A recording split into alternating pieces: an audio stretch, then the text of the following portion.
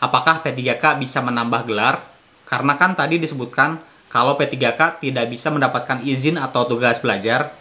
Ya udah, misalkan P3K sambil bekerja malamnya atau di akhir pekan melanjutkan kuliah.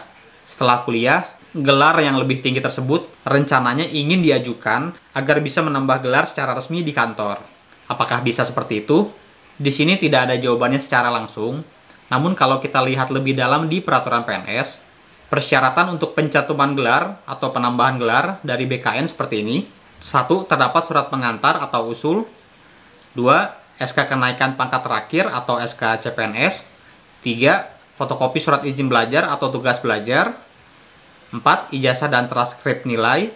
5. Sertifikat akreditasi jurusan. 6.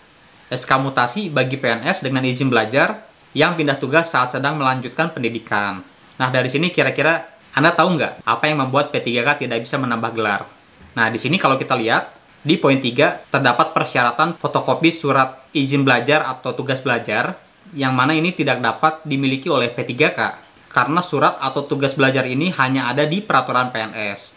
Seorang PNS kalau melaksanakan perkuliahan tanpa surat keterangan izin belajar, maka penambahan gelarnya pun tidak dapat dilakukan. Kalau pertanyaannya, kenapa tidak adil seperti itu? Karena memang kembali lagi, pada dasarnya P3K adalah pegawai pemerintah yang dilaksanakan dengan cara kontrak dari 1 sampai 5 tahun.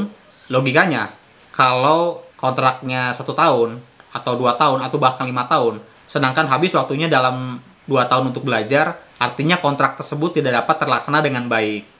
Jadi memang seperti itu, salah satu perbedaan antara PNS dan P3K. Baik, sampai di sini kalau ada pertanyaan, silakan tulis di kolom komentar di bawah.